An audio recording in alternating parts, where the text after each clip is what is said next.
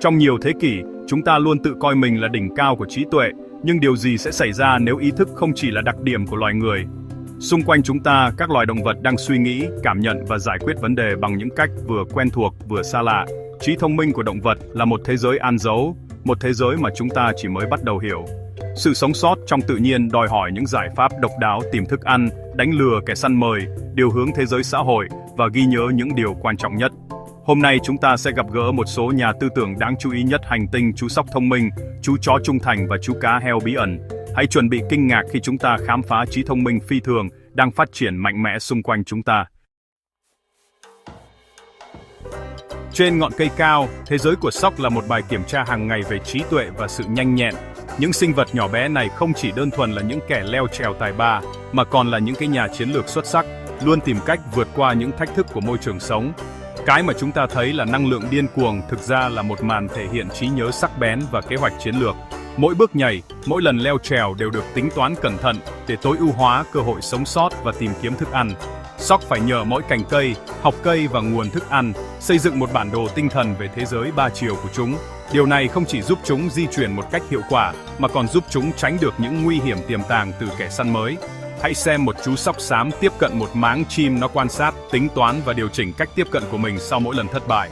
Mỗi lần thất bại là một bài học quý giá, giúp chúng cải thiện kỹ năng và chiến lược của mình. Đây là cách giải quyết vấn đề trong thực tế, học hỏi từ những sai lầm chứ không chỉ lặp lại chúng. Sóc không ngừng thử nghiệm và điều chỉnh cho đến khi chúng tìm ra cách tiếp cận hiệu quả nhất. Khi cuối cùng nó thành công, thử thách thực sự bắt đầu, cất giấu thức ăn cho tương lai. Việc này đòi hỏi sự cẩn thận và tính toán, vì mỗi hạt được chôn cẩn thận, cân nhắc đất, các mốc và nguy cơ bị đánh cắp. Mỗi hạt được chôn cẩn thận, cân nhắc đất, các mốc và nguy cơ bị đánh cắp. Sóc phải đảm bảo rằng thức ăn của chúng sẽ an toàn và có thể tìm lại được khi cần thiết. Một chú sóc có thể giấu hàng ngàn hạt, nhưng có thể tìm lại chúng nhiều tháng sau đó, được hướng dẫn bởi một bản đồ tinh thần chi tiết. Điều này cho thấy khả năng ghi nhớ và định vị không gian tuyệt vời của chúng. Làm thế nào? Chúng sử dụng trí nhớ không gian, các mốc và thậm chí cả mùi, một kỳ tích đáng kinh ngạc đối với một bộ não nhỏ bé như vậy. Khả năng này giúp chúng tồn tại và phát triển trong môi trường khắc nghiệt. Nhưng sóc không chỉ là cỗ máy ghi nhớ, chúng là những nhà chiến lược xã hội. Chúng biết cách tương tác và hợp tác với nhau để đạt được mục tiêu chung.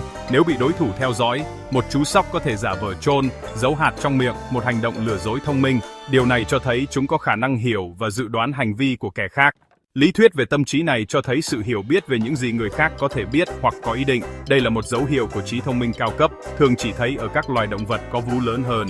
Sóc còn học bằng cách quan sát sóc trưởng thành, học các kỹ năng và chiến thuật sinh tồn, một hình thức truyền tải văn hóa. Chúng học cách tìm kiếm thức ăn, tránh kẻ săn mồi và tương tác xã hội từ những con sóc lớn hơn. Sự giao tiếp của chúng rất tinh tế, những cái vài đuôi và tiếng kêu cảnh báo kẻ săn mồi, và những con khác phản ứng ngay lập tức. Điều này cho thấy mức độ tổ chức và hợp tác cao trong cộng đồng sóc. Ở các thành phố, sóc lại thích nghi, điều hướng dây điện, mở thùng rác và khai thác các nguồn thức ăn mới. Chúng không ngừng tìm cách tận dụng môi trường xung quanh để sinh tồn. Trí thông minh của chúng linh hoạt, không cố định, chướng ngại vật trở thành những câu đố để giải quyết. Mọi thử thách mới là một cơ hội để chúng học hỏi và phát triển. Chúng ta thường bỏ qua chúng, nhưng sóc là những nhà chiến lược bậc thầy, những nhà vô địch về trí nhớ và những nhà điều hành xã hội xảo quyệt. Chúng không chỉ sống sót mà còn phát triển mạnh mẽ trong môi trường của mình. Mỗi cú nhảy, mỗi lần cất giấu, mỗi cái nhìn đều là minh chứng cho trí tuệ đáng kinh ngạc của chúng. Chúng là những vận động viên nhào lỡn tài ba, luôn sẵn sàng đối mặt với mọi thách thức. Lần tới khi bạn nhìn thấy một chú sóc, hãy nhớ bạn đang chứng kiến một vận động viên nhào lỡn nhỏ bé với thiên tài sinh tồn. Hãy dành một chút thời gian để quan sát và ngưỡng mộ những sinh vật tuyệt vời này. Từ những ngọn cây hoang dã, chúng ta bước vào thế giới của loài chó nhà, người bạn đồng hành thân thiết nhất của chúng ta. Không chỉ là một loài vật nuôi, chó đã trở thành một phần không thể thiếu trong cuộc sống của con người, cùng chúng ta chia sẻ niềm vui, nỗi buồn và cả những khoảnh khắc bình dị nhất. Sự hiện diện của chúng trong gia đình đã làm thay đổi cách chúng ta cảm nhận về sự gắn bó và tình bạn.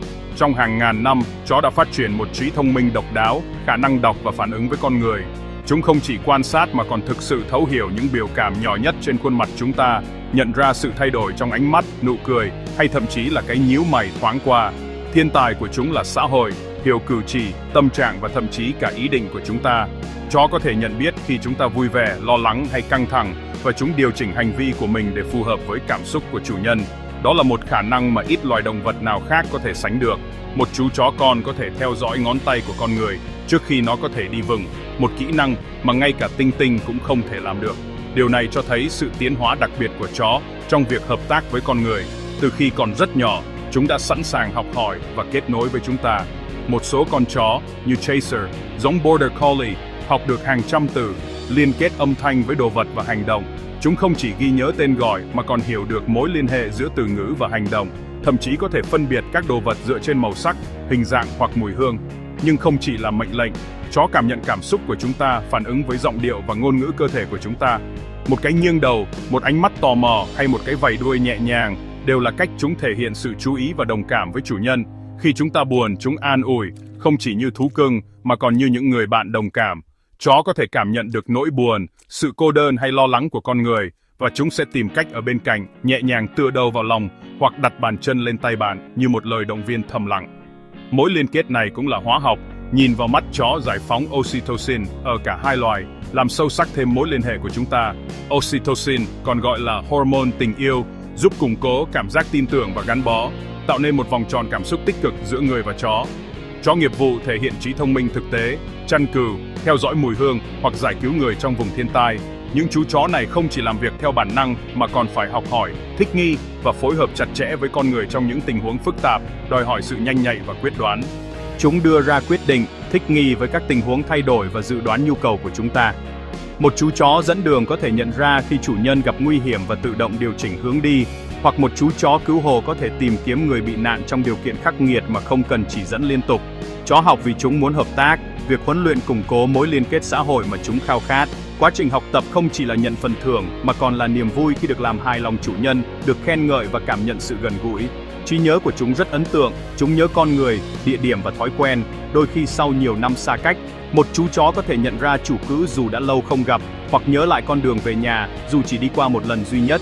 Chó thậm chí còn hiểu sự công bằng, chúng sẽ từ chối một trò lửa nếu một con chó khác nhận được phần thưởng tốt hơn. Điều này cho thấy, chó không chỉ biết hợp tác mà còn có ý thức về sự công bằng trong xã hội loài chó và cả trong mối quan hệ với con người.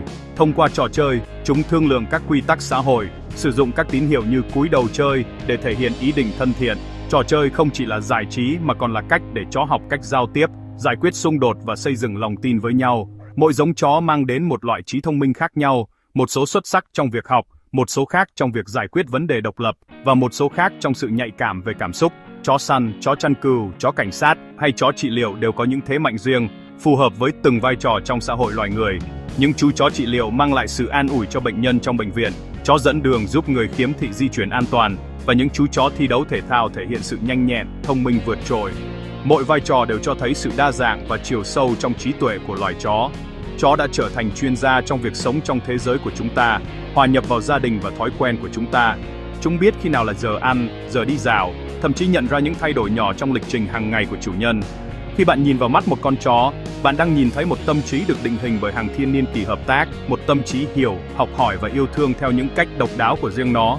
Đó là sự kết nối vượt qua mọi rào cản ngôn ngữ, là minh chứng cho tình bạn bền vững giữa hai loài khác biệt, nhưng luôn hướng về nhau bằng trái tim biệt cảm thông và sẻ chia.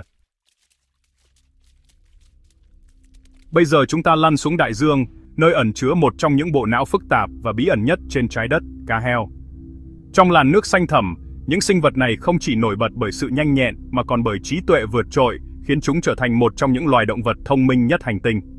Cá heo sở hữu bộ não khổng lồ với cấu trúc phức tạp, có kích thước lớn hơn cả bộ não của con người so với trọng lượng cơ thể. Não của chúng được xây dựng cho tư duy tiên tiến, với các vùng não phát triển mạnh mẽ liên quan đến cảm xúc, giao tiếp và nhận thức xã hội.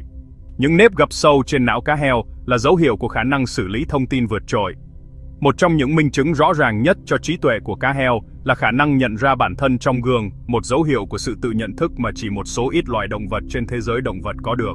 Khi nhìn vào hình ảnh phản chiếu, cá heo không chỉ tò mò mà còn kiểm tra các bộ phận trên cơ thể mình, cho thấy chúng hiểu rằng đó là chính mình.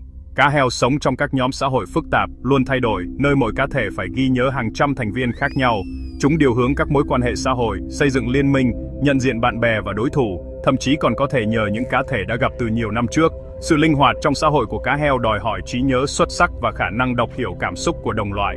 Sự giao tiếp của cá heo thực sự phi thường.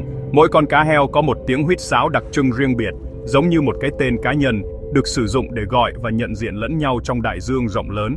Ngoài ra, chúng còn sử dụng hàng loạt âm thanh khác như tiếng lách cách, tiếng rít và thậm chí là các chuỗi âm thanh phức tạp để truyền đạt thông tin, cảnh báo nguy hiểm hoặc thể hiện cảm xúc.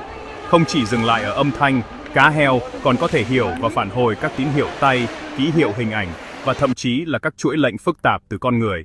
Chúng có khả năng học hỏi cú pháp, hiểu được ý nghĩa của các mệnh lệnh mới và thậm chí có thể kết hợp các tín hiệu để thực hiện những hành động chưa từng được huấn luyện trước đó, một minh chứng cho khả năng tư duy trừu tượng và linh hoạt.